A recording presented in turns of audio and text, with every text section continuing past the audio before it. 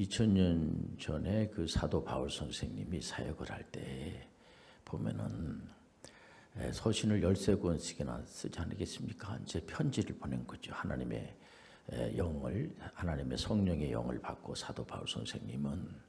근데 그 빌레몬서 같은 걸 보면 개인 서신이 아닙니까? 빌레몬이라고 하는 이 바울 사도가 예수 그리스도를 소개해서 예수 그리스도를 구세주로 믿는 이 빌레몬에게 오네시모라고 하는 그 노예 그리고 이제 죄를 져서 형무소에 이제 갇히게 됩니다. 그런 오네시모를 좀 선처해 달라고 예수 그리스도의 같은 형제로서 이렇게 받아달라고 하는 그런 내용을 써서 개인적으로 이렇게 보내는 것을 보면은 우리가 이 신앙생활 한다는 것 자체가 얼마나 진짜 감사하고 그 구원 이후에 대한 삶에 대한 내용이 아주 풍성하다는 겁니다. 그러니까는 이제 우리가 이 성경을 볼 때마다 하나님 앞에 감사한 것이 이게 하나의 추상적이고 하나의 가상적인 그런 내용이고 아무런 그런 근거도 없이 실제성이 없다고 하면은 무슨 유익이 있겠습니까? 우리가 믿는 예수 그리스도는 구세주가 확실해요. 우리는 예수 그리스도를 구세주로 믿는 겁니다. 예수 그리스도는 죄에서 우리를 구원할 자라는 겁니다. 그렇기 때문에 우리는 얼마든지 정말 역사적으로 할 말들이 얼마나 많은지 몰라요. 그러니까 이제 우리가 구약에서 전문의 선교사, 우리가 믿음의 사람들은 어차피 우리 개혁교회에서 신앙생활 하시는 모든 분들은 목사님을 포함해서 모든 분들은 다 어떻게 보면은 전문인 선교사라고 볼 수가 있는데 2004년도에 전 세계에 이제 많은 선교 단체가 있죠. 그런데 성경 그냥 그대로 믿고 개혁자들이 주장한 그런 이제 오직 예수 그리스도, 오직 은혜로 믿는 그런 선교 단체가 로잔 포럼이라고 하는 데인데 거기에서 앞으로 우리가 21세기에는 어떻게 우리가 선교 전도 전략을 잡아야 되겠습니까? 라고 했을 때에 비즈니스 에지 미션으로다가 접근하면 어떻겠습니까? 라고 하는 레포트를 하나 작성을 했습니다. 그래 다 많은 분들이 거기에 감동을 받고 저 역시 제가 이 선교학을 제가 전공한 입장에서 참 그 너무 참 감사한 일이 아닐 수가 없다. 그렇기 때문에 구약에서 나오는 그런 믿음의 조상이라든가 일대족장 아브라함 또 그의 아드님 이삭이라든가 야곱이라든가 여러분들이 잘 아는 그 애굽에 가가지고 총리 대신을 한 요셉 이런 분들이 어떻게 보면은 현대식으로 표현하면 그분의 직분을 만약에 말한다고 하면은 비즈니스 에즈 미셔너리라고 우리가 말할 수가 있죠. 그래서 신약에서는 이제 전문인 선교사들, 그러니까 구약에서는 이제 그런 족장, 그 아브라함의 하나님, 이삭의 하나님, 야곱의 하나님 이런 분들 전부 다 또 여호수아 장군 같은 가나안 땅을 점령한 완벽하게 정복에 성공한 여호수아하고 갈렙 군대 장관이죠. 이분들은 한해 군대 장관으로만 끝나는 게 아니고 한마디로 전문인 선교사라고 할 수가 있죠. 또 남의 나라의 노예로 팔려가가지고 거기 가가지고 총리 대신을 한 다니엘이라든가 또 그 페르시아 제국의 아다사스다 왕 옆에서 비서실장을 한 그 느헤미야 같은 이런 분들은 전문인 선교사임에 분명하고 에스더서에 나오는 에스더 모르드게 이분들은 그야말로 하나님의 그 사역을 완벽하게 이제 성공시킨 전문인 선교사라고 우리가 볼 수가 있습니다. 예수님께서 이 땅에 오셔가지고 사역을 할 때도 보면은 이분이 공적인 사역을 하기 전에 그 육신의 아버님이 요셉이잖아요. 근데 요셉이 일찍 돌아가신 것 같아요. 이분이. 그래서 그 예수님은 하나님이시지만은 사람의 몸을 입고 성령 잉태에서 오신 아주 특별한 그런 기적적인 그런 방법을 통하여서 우리 인류 안에 들어오신 거죠. 오셔가지고 이분이 또 목수 일을 하시면서 그 육신의 아버님 요셉이 목수 일을 하신 이제 분이기 때문에 그 동네에 있는 분들이 다 아는 겁니다. 그냥 하늘에서 뭐 툭 떨어지고 이런 게 아니고 그 예수님에 대한 계보에 대해서 보면은 구약에 벌써 다 아주 자세하게 기록이 돼 있고 선지자들이 계속해서 예수 그리스도가 오셔가지고 이제 인류를 구원할 것이다 예언한 대로 오셔서 예수님 자신이 이제 목수 일도 하시고 이렇게 하시면서 물론 예수님의 오신 목적은 인류를 구원하기 위해서 오신 거예요.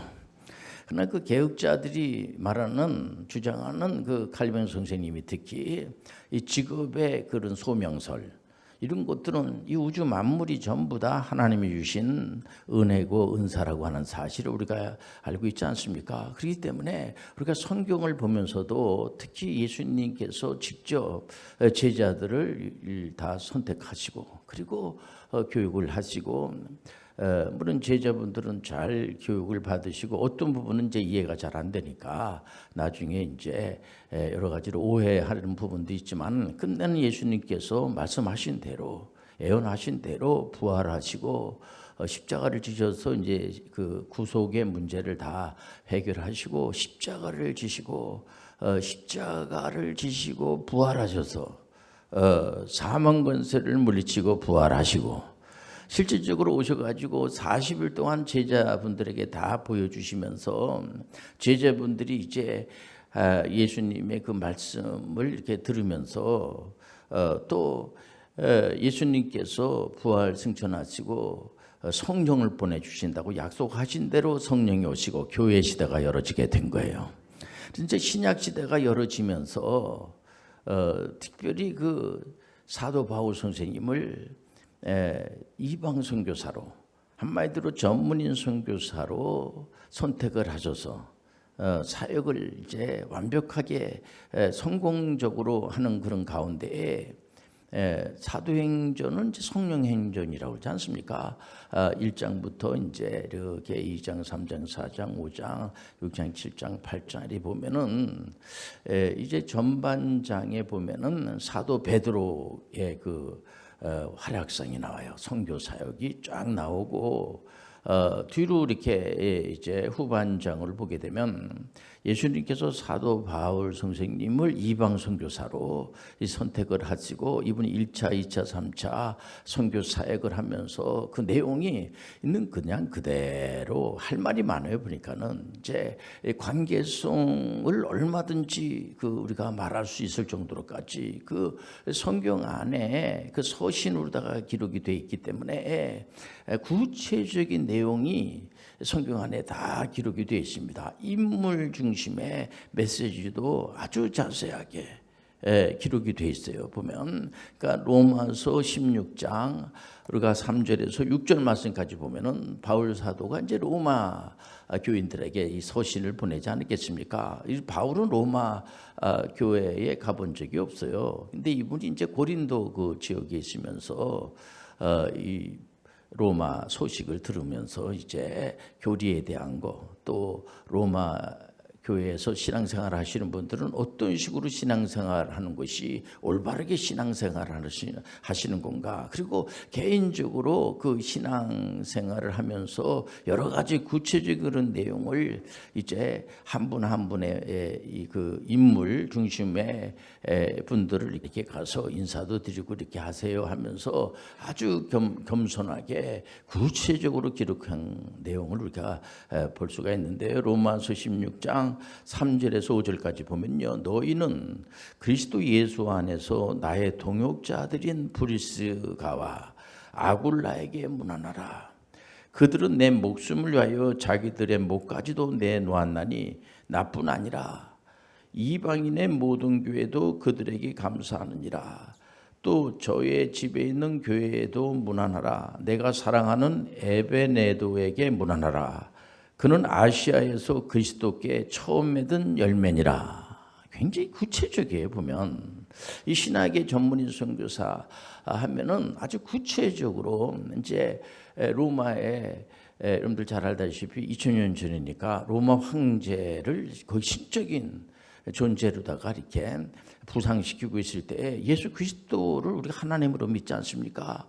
이렇기 때문에 예수 그리스도를 믿는다는 것 자체는 정말 목숨을 걸지 않으면은 신앙생활할 수가 없는 겁니다. 그래서 그 로마에서 이 브리스가와 아굴라라고 하는 분이 이분이 이제 직업이 천막 제조업자였던 것 같아요. 천막을 이제 만드는 것을 업으로 삼는 그런 분인데, 브리스가는 이제 로마 분 같고 이방인이죠. 그리고 아굴라는 이제 유대인인데 두 분이 이제 만나서 이제 가정을 이루면서 그러고 나서 거기서 핍박이 예수 그리스도를 이제 구세주로 영접을 하고 신앙생활을 하는데, 그때 그 로마의 그 이 황제들의 이 핍박이 만만치 않거든요. 예수 믿는다는 것은 목숨을 걸고 정말 신앙생활을 해야 되는데, 거기에서 이제 이분들이 로마에서 고린도 지역으로 다 이렇게 옮긴 것 같습니다. 그때 이제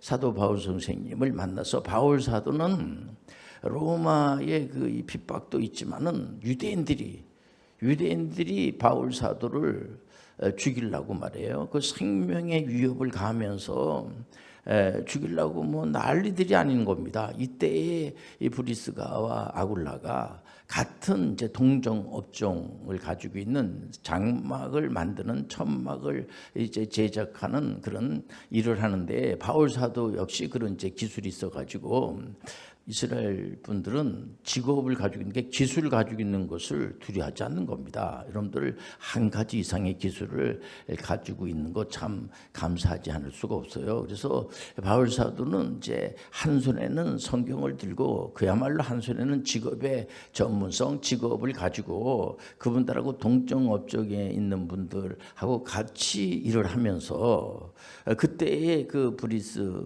물론 이제 는 브리스길라라고 이렇게 이제 표현합니다. 근데 여기 로마서에 보면은 브리스가와 이 아굴라 이름을 아주 딱 밝히면서 이 두 분들이 목숨을 걸고 나를 참 도와줬다.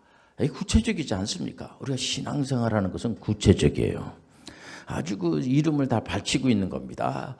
이분들이 실제적으로 그런 일을 하면서 그렇기 때문에 비즈니스 에즈 미셔널이라고 할 수가 있죠. 이분들이 그러면서 특히 빌레몬서를 보낼 때 바울 사도가 거기 오네시모를 이분이 노예지만은 좀 형제로 받아주고 예수님을 믿으니까, 우리 예수 믿는 사람들은 주 안에서 같은 형제 자매라는 거죠. 그러니까는 믿음의 형제로 받아 달라고 할 때에, 그때의 노예라고 하는 것은 정말 그 인격적으로 인정을 제대로 받지 못하는 그런 상황이 아닙니까? 그럼에도 불구하고 바울 사도는 그런 부분에 대해서 차별하지 않고, 요즘은 이제 저 사람보다 내가 더 낫다 이래가지고 이 차별의 전략을 굉장히 많이 했습니다. 이걸 소위 말해 혁신이라고 해요. 혁신. 회사마다, 그리고 학교 안에서도 서로 그냥 1등하기 위해서 석차가 중요하지 않습니까? 그러니까 왜냐면은 1등 점수가 만약에 그 100점이 합격을 하면은 99점은 힘들지 않겠습니까? 이런 식으로다가 경쟁 사회에서 굉장히 그 경쟁이 심하고, 보통 그것을 레드오션이라고 저는 그 서로 경쟁하고 어떻게 보면 1등만 사는 그런 세상에서 이 차별화 전략. 근데 이 차별화라고 하는 것이, 주님께서 이런 말씀 많이 주세요. 내가 나된 게 하나님의 은혜입니다. 그렇기 때문에 모든 사람들 한 사람 한 사람들이 귀한 거죠. 어떻게 보면은 오네시모라고 하는 분은 쓸모가 없는 분 같이, 왜냐면 그 죄도 졌고 또 남의 그 노예 생활하는 사람이 형무소 생활하니까 이거 죽을 목숨입니다. 그러나 우리 바울 사도는 그 영혼이, 그 한 생명 한 생명이 얼마나 귀한지 몰라요. 지금 80억이 지구촌 안에 살고 계시는데 한 심령 한 심령들이 귀한 거예요. 어떤 사람은 덜 귀하고 어떤 분은 더 귀하고 이런 분이 없고 하나님 앞에서는 모두 다 귀한 분들이에요. 하나님 앞에서는 모두가 다 레드오션이 아니라 블루오션이에요. 싸워서 이기는 자들만 살아나고 그런 게 아니고 모든 한 분 한 분들이 다 귀하기 때문에 요즘은 이 차별화 전략도 뭐 나름대로 전략이라고 할 수가 있죠. 그러나 이제는 차별화를 넘어서 그야말로 이제는 블루오션 한마디로 이제는 특화시켜야 된다. 한 분 한 분들이 다 귀한 분들이라는 거죠. 지금 이제 앞으로 뭐 2039년인가 이렇게 이제 많이 지나면은 학령 인구들이 많이 줄어들어 가지고 대학교들이 이제 존속할 수도 없을 정도로 이제 뭐 많은 학교들이 문 닫아야지 된다는 이제 그런 이제 그 뭐 예상할 수가 있죠. 그런데 전 지구촌에 보면 인구가 또 폭발적으로 늘어나는 겁니다. 어느 나라는 인구가 자꾸만 줄어들어 가지고 힘든 그런 나라가 있는가 하면 어느 나라는 또 인구가 너무 많아 가지고 그런 나라들을 그러니까 유럽 같은 데 보면은 특히 미국 같은 데는 유나이티드 스테이트가 아닙니까? 다른 어떤 나라 사람들도 얼마든지 받아들여 가지고 마찬가지로 우리 대한민국만 하더라도 그 학령의 이제 인구가 이제 많이 줄어들기 때문에 동남아시아에 있는 분들 중에서 한국어 배우고자 하는 분들이 특히 베트남이라든가 이런 나라에서는 한국어 배우려고 하는 분들이 굉장히 많고 뭐 이제 구체적으로 제가 나라를 밝히지 않는다고 할지라도 그런 분들이 한국을 좋아하는 분들이 대한민국을 좋아하시는 분들이 많고 그리고 그런 분들하고 같이 연합할 수 있는 이 바울 사도가 이제 비즈니스 에듀 미션으로 활용하는데 이분이 유대인이거든요. 유대인이지만은 이분은 이방인들에게도 얼마든지 예수 그리스도를 전한 거예요. 우리가 가지고 있는 직업을 가지고 얼마든지 여러분들이 사역을 하는 것을 국경을 넘어가는 것을 두려워하지 마세요. 직업이 한두 개가 있지 않고 엄청나게 많지 않습니까? 이 모든 직업도 하나님 주신 선물이라는 거예요. 그 직업을 가지고 여러분들 삶 속에 들어가 가지고 얼마든지 영광된 일을 하시길 바랍니다. 물론 구원에 대한 문제는 우리가 손댈 수가 없어요. 물론 우리가 예수님을 믿음으로 구원을 받습니다. 그러나 우리를 구원시키시는 분은 오직 예수 그리스도 하나님의 은혜로 구원을 받는 거예요. 그럼 우리 예수님께서 이제 내가 예수 그리스도를 나의 구세주로 영접하라고 내가 태어나기도 전에 예수님이 다 구속의 문제를 해결해 주셨네. 이렇게 이제 로마서 우리가 읽다 보면은 알 수가 있지 않습니까? 그러나 우리가 그 알고 난 다음에 예수 그리스도를 정말 구세주로 어떤 분들은 정말 하나님의 말씀하시는 걸 읽다가 이 성경 말씀을 읽다가 예수 그리스도를 구세주로 확실히 믿고 하나님의 살아계심을 믿게 되고 그래서 크게 뭐 나름대로 열심으로 전문인 선교 사역 하시는 분들이 얼마든지 많고 제가 97년도에 IMF 참 위기를 당하지 않았습니까? 그때 많은 그 기독 CEO들이 오셔가지고 같이 성경에서 이제 성경 공부를 하면서 이분들이 하나님의 그 지혜를 얻어가지고 극복을 하는 것을 보고 또 액트에다가 기독 CEO라고 하는 그 과정 전문가 과정을 만들어 가지고 많은 분들이 거기서 공부를 하시고 그 어려움을 극복하는 걸 보면서 하나님께서 도와주시는구나. 하나님이 도와주시는데 우리가 아무것도 하지 않고 말이에요. 우리가 하나님께서 그냥 뭐 알아서 다 하시겠지 이런 거 아닙니다.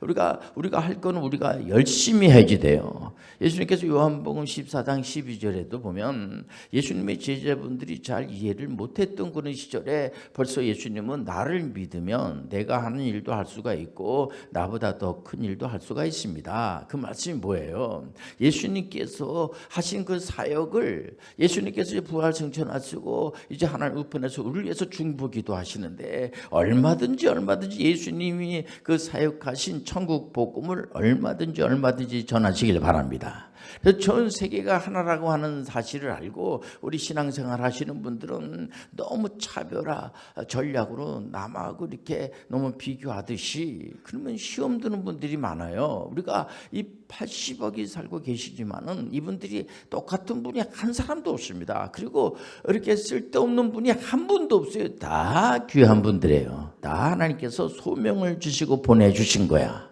근데 한 분 한 분들이 이분은 이런 대로 쓸모가 있고 저런 대로 쓸모가 있고 다 귀한 분들이라는 사실 아시고 말해 보면요. 바울 사도 가진 사역을 내용을 들여다보면은 한 분 한 분들이 너무나 귀하고 그 바울은 그렇게 제자 양성을 얼마나 많이 한지 몰라요.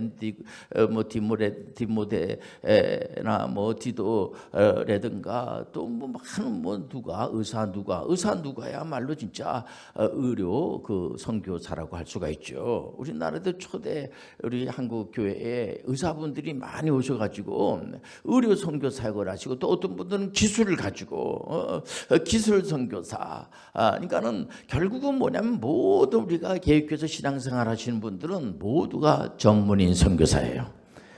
따라서 하겠습니다. 나는 전문인 선교사다. 나는 전문인 선교사다. 그래서 액태다가 전문인 선교사 과정을 만들어서 이렇게 이제 그 선교사 전문인 선교사 과정을 이제 만들어서 배출하는데 너무들 좋아하시고 이제 너무 기뻐하시고 감사하면서 자기가 하고 있는 일, 우리가 이런 직업을 가지고 있어도요, 최종에 우리가 드러내야 되는 것은 뭐냐면은 예수 그리스도의 복음을 전하는 거예요. 천국 복음을 전하는 거야. 우리가 이 땅에 와가지고 우리가 이제 분명한 목표가 세워진 겁니다. 우리는 이제 뭐 어떤 분들은 이제 군 안에서, 또 어떤 분들은 이제 그런 산업 현장 안에서, 어떤 분들은 회에 가가지고 언론 이런 기관에서 전문인 선교로 문서 선교, 또 이렇게 언론 선교사로 사역하시는 분들이 있고, 어떤 분들은 정치권 안에 들어가가지고 다니엘처럼 이렇게 이 국회의원이라든가 어떤 그런 이제 이런 구 안에 뭐 구청장을 한다든지 이런 사역을 하시면서 다 봉사하는 거 아닙니까? 그러면서 이제 하나님께 영광 드리는 것을 얼마든지 볼 수가 있어요. 신약 시대에 여러분들 사도 바울 선생님이 하나님으로부터 직접 예수님께서 하나님이시잖아요. 그 예수님의 부활하신 예수님의 음성을 듣고 난 다음에 얼마나 감사한지 바울 사도가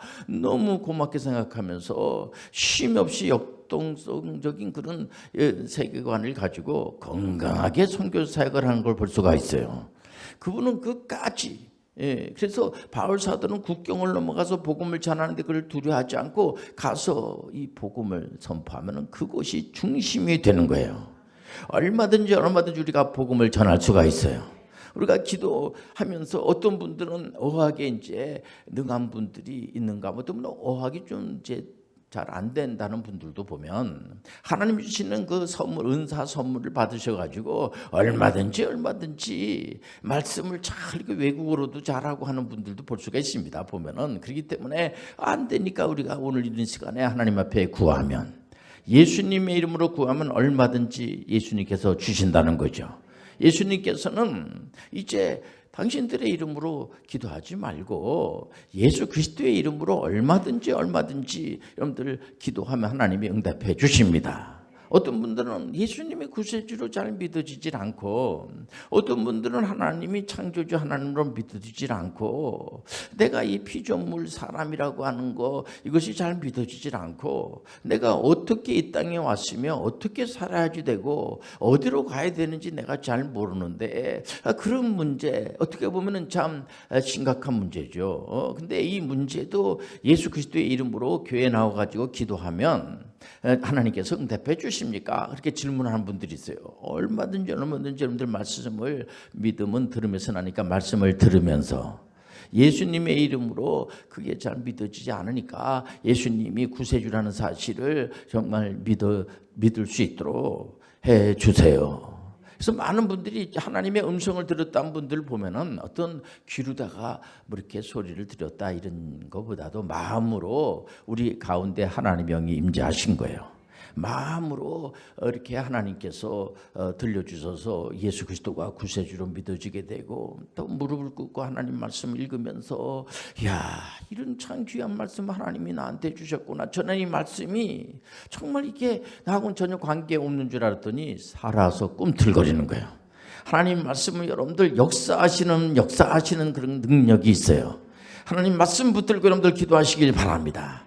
악한 영들이라고 하면은 이제 사단과 귀신들이라고 할 수 있는데, 귀신들은 미혹하게 해가지고 자꾸만 신앙생활을 못하게 하고 게으르게 하고 자기 자신을 자꾸만 비하시키게 해가지고 자꾸 원망하게 하고 너무 여러분들 자기중심주의로 가면 안 돼요. 전 세계를 다 바라보면서 얼마든지 모든 분들이 귀하다는 사실 아시고 하나님의 영을 받으셔야 돼요. 하나님의 말씀을 읽다가 하나님의 영을 받으시고, 오늘 이 시간에 여러분들 기도하다가 응답받고 간증하시길 바랍니다. 얼마든지 응답받는 분들이 많아요.